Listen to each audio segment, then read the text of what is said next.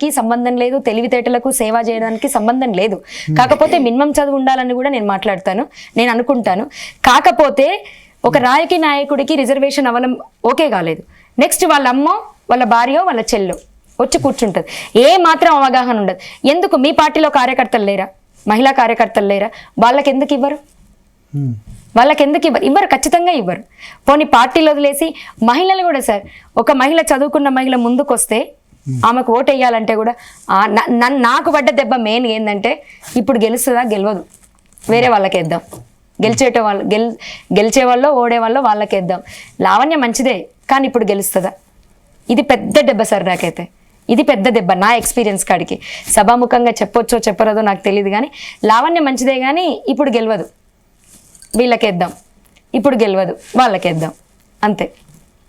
Okay, so ఫైనల్గా మరి system, ఈ డబ్బుల సిస్టమ్ మారుతుందా మారదా? మారుతుందా అంటే సార్ ప్రజల చేతుల్లో ఉంది, సామాజిక సేవ చేసే వాళ్ళ చేతిలో ఉంది, విద్యావంతుల చేతిలో ఉంది, ఎవ్వరి చేతిలో ఉన్నా సార్. రాజకీయం నా ఎక్స్పీరియన్స్ కాడికి నేను చూసిన ఒక్క ఎలక్షన్స్ అయితే ఇది ఎలక్షన్స్ కాదు, వేట అనొచ్చు.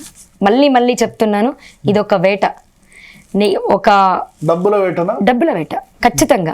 వాళ్ళని ఏ విధంగా ప్రలోభ పెట్టాలి, ఏం చెప్పాలి మీరు నమ్మరు సార్. లిక్కర్ మీరు అన్నారు, లిక్కర్ తీసుకునే వాళ్ళు చిన్నపిల్లలు కూడా తీసుకుంటారు ఖచ్చితంగా. అక్కడ నాకు బాధ అనిపించే ఇంత వాయిస్ చేశాను నేను. చిన్న పిల్లలని ఇప్పుడు 50 ఏండ్లలో లిక్కర్ తీసుకొని చనిపోతే పెద్ద దేశానికి వచ్చే నష్టం కూడా ఏం లేదు నేను అనుకుంటాను. తాగి చచ్చే వాళ్ళతోటి దేశానికి ఏం అభివృద్ధి ఉంటుంది? పిల్లలు బీటెక్ అయిపోయిన పిల్లలు, ఇంటర్ అయిపోయిన పిల్లలు ఓటు హక్కు వస్తే చాలు, ఓటు లేని పిల్లలేమో నా దిక్కు వస్తున్నారు, ఓటున్న వాళ్ళేమో అటువైపు వెళ్తున్నారు. దీనికి రీజన్ ఏంటంటే డ్రింక్. చిన్న 18-19 ఏళ్ళ పిల్లలు తాగి మాట్లాడుతుంటే కడుపున నాకు బాధ అనిపించింది. అరే ఏమైపోతుంది, నాకు డ్రైవింగ్ స్కూల్ ఉంది మేడం, నేను పిల్లలు నా దగ్గరకు వస్తారు, ఒకరొకరు ఐఐటి కొట్టేమక్క, సివిల్స్ ఎంట్రీ పాస్ అయ్యామక్క, సబ్ కలెక్టర్లు అయిన వాళ్ళు కూడా ఉన్నారు నా డ్రైవింగ్ స్కూల్కి వచ్చేవాళ్ళు. వాళ్ళ ఐడియాలజీకి నా ఊర్లో ఉన్న నా పిల్లల ఐడియాలజీకి పూర్తిగా డిఫరెంట్. ఇది కరెక్ట్ కాదని చెప్పేసి, పేరు చెప్పొద్దో చెప్పకూడదో, ఇప్పుడు సబ్ కలెక్టర్ అయిన ఒక అమ్మాయి, అప్పుడు గ్రూప్ 1 ప్రిపేర్ అవుతున్న అమ్మాయిని తీసుకెళ్ళి ప్రతి బుక్ ఒక 4 రోజులు సెర్చ్ చేసి కొన్ని బుక్స్ ఇక్కడ దొరకకపోతే ఢిల్లీ నుంచి కూడా తెప్పించాను, తీసుకెళ్లి లైబ్రరీలో పెడితే ఒక్కరు రాలే చదవనికి, ఒక్కరు రాలే.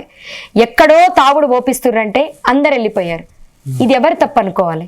తాగుడు పోపించటోళ్ళు తప్ప, చదువుకోవాలన్న ఉద్దేశం లేని పబ్లిక్ తప్ప, ఎవరు తప్ప? ఇక్కడ 2 ఉన్నాయి మేడం. లైబ్రరీ పెట్టాను, లైబ్రరీకి ఎవరు రాలే, వస్తారని ఆశతో ఎదురు చూశాను, ఒక్కరు రాలే.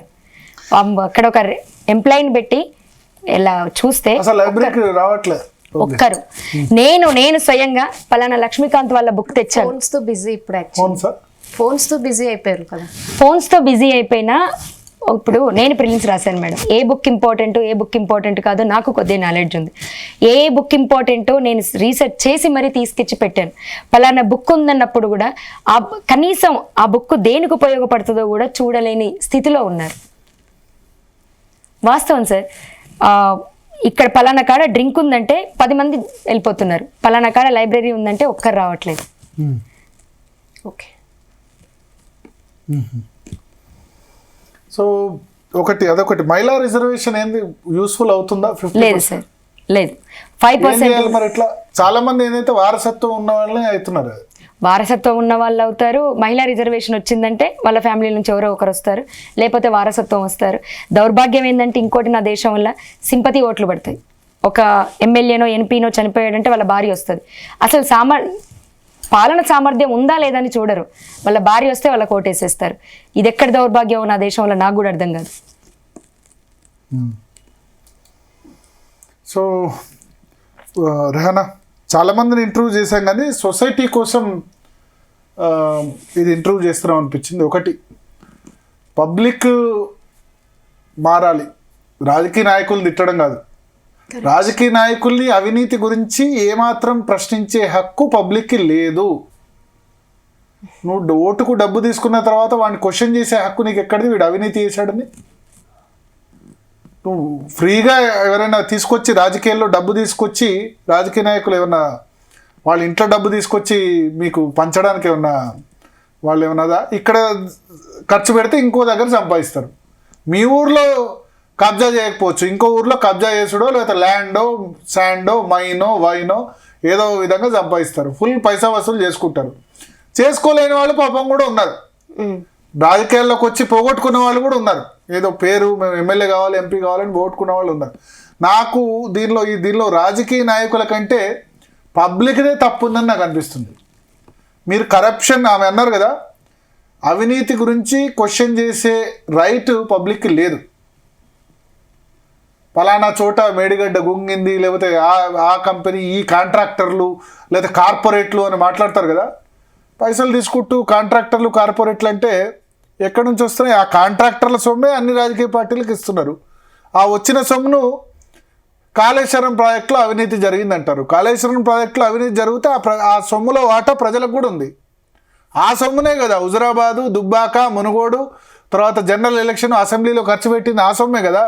ఏమన్నా టీఆర్ఎస్ వాళ్ళు వాళ్ళ ఇంట్లో సొమ్ము తీసుకొచ్చి ఖర్చు పెట్టారా? లేకపోతే కాంగ్రెస్ వాళ్ళు వాళ్ళ ఇంట్లో సొమ్ము తీసుకొచ్చి ఖర్చు పెడుతున్నారా? బీజేపీ వాళ్ళు వాళ్ళ పైసలు తీసుకొచ్చి ఖర్చు పెట్టారా? ఈ 3 పార్టీలకి ఆ కాంట్రాక్ట్ సంస్థలు ఎలక్ట్రల్ బాండ్స్ ఇచ్చాయి. కాంగ్రెస్కి ఇచ్చాయి, బీఆర్ఎస్కి ఇచ్చాయి, బీజేపీకి ఇచ్చాయి. ఆ ఎలక్ట్రల్ బాండ్ పైసలు తీసుకొచ్చి వీళ్ళు పబ్లిక్కి ఓటుకింత అని పంచారు. ఇంతకుముందు బీజేపీ లేకుండా ఇప్పుడు బీజేపీ కూడా మస్తుగా వాళ్ళు కూడా అలవాటు పడ్డారు పైసలు పంచుడు ఓటుకింత అని. సో తప్పు ఏమంటా అంటే పబ్లిక్ది తప్పు, రాజకీయ నాయకులు అస్సలు తప్పు కాదు. ఇంకోసారి కరప్షను, అవినీతి దాని గురించి అసలు క్వశ్చన్ చేసే నైతిక హక్కు, డబ్బు తీసుకొని ఓటేసే ఎవడికి కూడా అవినీతి గురించి ప్రశ్నించే నైతిక హక్కు లేదు. మా ఎమ్మెల్యే ఎంపీ మాకు అందుబాటులో లేడు, ఆయన ఎక్కడున్నాడో అని అది చేసే మోరల్ రైటు, ఎథికల్ రైటు లేదని నేను చెప్తా. అందుకోసమే నేను ఇవాళ లావణ్య గారిని స్టూడియో పిలిచి ఇంటర్వ్యూ చేశాం. సో దీన్ని చూసి కనీసం ఆమెకు 10% ఏదో ఓట్లు వచ్చాయి. ఓడిపోయిన సర్పంచులు, ఓడిపోయిన వార్డు మెంబర్లు మీరందరూ కూడా అస్సలు పరేషాన్ కావద్దు. ఎవరైతే మొన్న ఎన్నికల్లో డబ్బు వంచలేదో వాళ్ళందరికీ ఇంటర్వ్యూ అంకితం.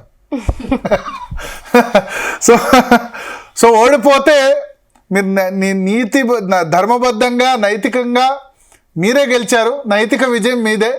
సరే వాళ్ళు సర్పంచులు కావచ్చు, ఆ బిల్స్ వస్తాయో లేదో అది వేరే సంగతి. కానీ ఓడిపోయిన సర్పంచులకి, వార్డు మెంబర్లకి, ప్లస్ ఎవరెవరైతే రూపాయి కూడా ఖర్చు పెట్టకుండా, బీరు పంచకుండా, బిర్యానీ పంచకుండా ఎవరైతే ఉన్నారో వాళ్ళందరికీ కూడా ఇంటర్వ్యూ అంకితం.